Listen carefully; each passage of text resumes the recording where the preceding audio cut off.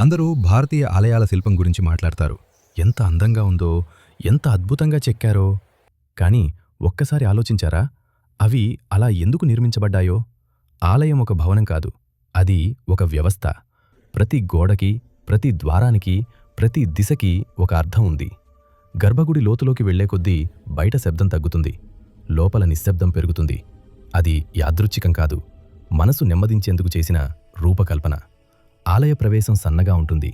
అహంకారం తగ్గించడానికి, ఏకాగ్రత పెంచటానికి. ఎత్తుగోపురం కాదు ముఖ్యము, కిందికి దిగే అనుభవమే ముఖ్యము. అందుకే ఆలయం చూస్తే కాదు, అనుభవించాలి. ఇది కల కాదు, మనసును సరిచేసే డిజైన్. వేల సంవత్సరాల క్రితమే మన పూర్వీకులు మనస్సు ఎలా పనిచేస్తుందో అర్థం చేసుకున్నారు. అందుకే ఈ నిర్మాణాలు ఇంకా పనిచేస్తున్నాయి. ఇలాంటి లోతైన అర్థాలు ఎక్కడా పాఠ్యపుస్తకాల్లో ఉండవు. ఇవి తెలుసుకోవాలంటే ఈ పేజీని ఫాలో చేయండి, సబ్స్క్రైబ్ చేయండి.